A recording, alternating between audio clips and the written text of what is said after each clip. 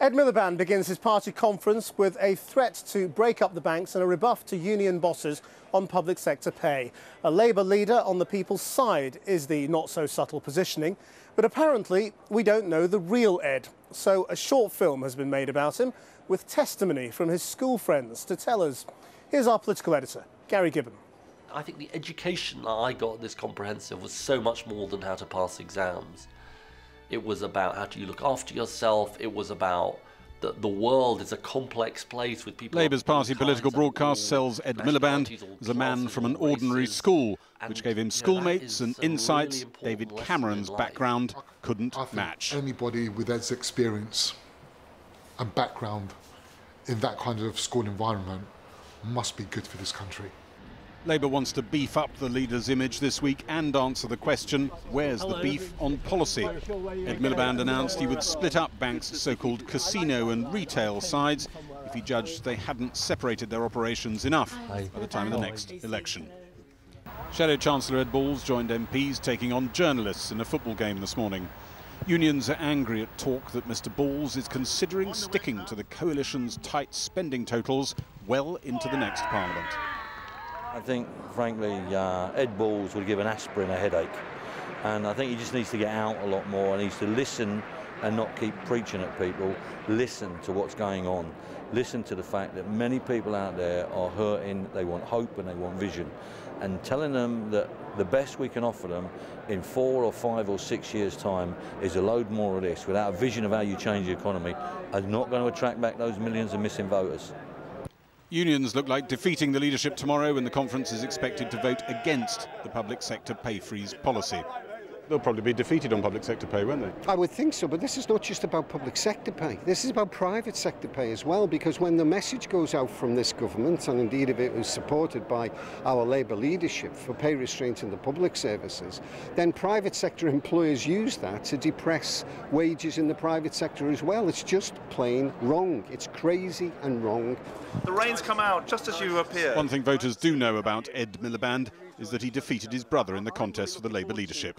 Polls suggest David is still the more popular of the two. Well, there's an opinion poll suggested that many voters prefer you to your brother as Labour leader.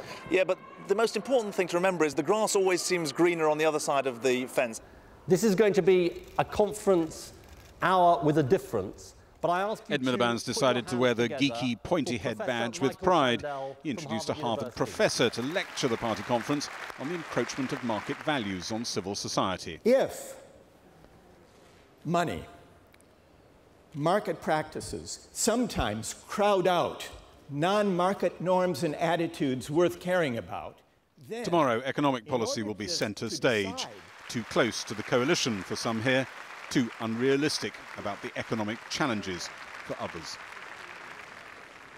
Well, I've been speaking to the Shadow Business Secretary, Chuka Umunna, and I began by asking him about the Ed Miliband film and why Labour is still having to tell people who he is.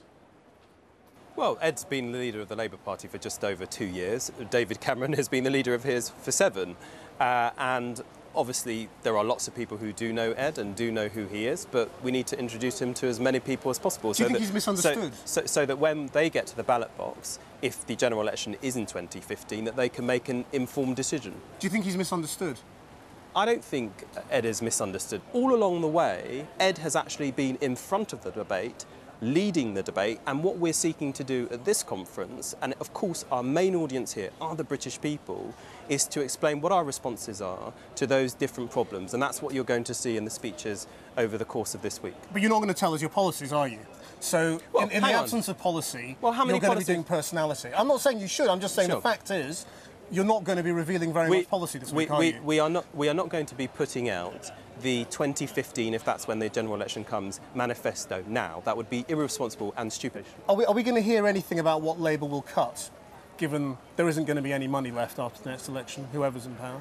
Well, with the greatest of respect, we've actually already said, for example, that we would keep public sector pay increases to 1%. That has been a tough decision. And it's infuriated the unions, hasn't it? I mean, yes, but on the one hand, you can't say, well, you haven't said what you're going to cut or how you're going to be, fiscally tough. But on the other hand, when we do it, say it's created around with the unions. We said in respect of policing that we think you could do a 12% cut to the policing funds, which is what Her Majesty's Inspectorate of Police have said. We think the 20% cut that the government is seeking to push through is going to see 15,000 odd police officers go across the United Kingdom. So I don't buy this narrative that says somehow we haven't started to spell out the tough decisions that you made. But of course, we're not in government right now, so we don't know all of the details to be able to give chapter and verse on exactly what we would and wouldn't do at this point. What do you make of lines from people like Len McCluskey who are saying, you've forgotten who your base is, talking about driving out the new Labour cuckoos?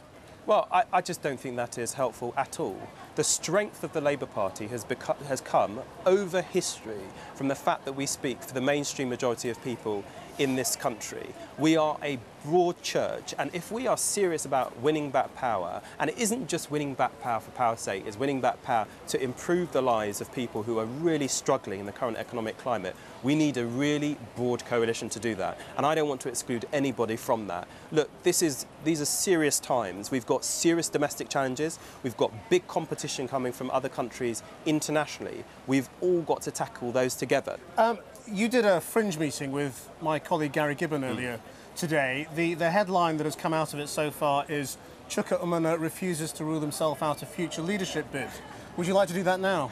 I just think this is absolutely absurd. I'll take that as a no then. That is absolutely absurd. We are all absolutely concentrated and ensuring that we win. I'm not going to get into this whole, if you want to play games with the whole Westminster State, but look, I've been an MP for just over 2 years. That is a ridiculous question, and I think your viewers will agree with me. Chuka Umunna, well, I wasn't the only one talking to him today. Our political editor Gary Gibbon was in conversation with the Shadow Business Secretary at a fringe event about how his background. He told him that he was fed up with Labour being in the shadow. Video extracts and read more about that conversation on our website channel4.com/news. Well, many tributes have been paid here to the former Energy Minister Malcolm Wicks, who has died from cancer at the age of 65. Ed Miliband said the party had lost one of its sharpest thinkers, while Tony Blair described him as a wonderful colleague who had complete integrity.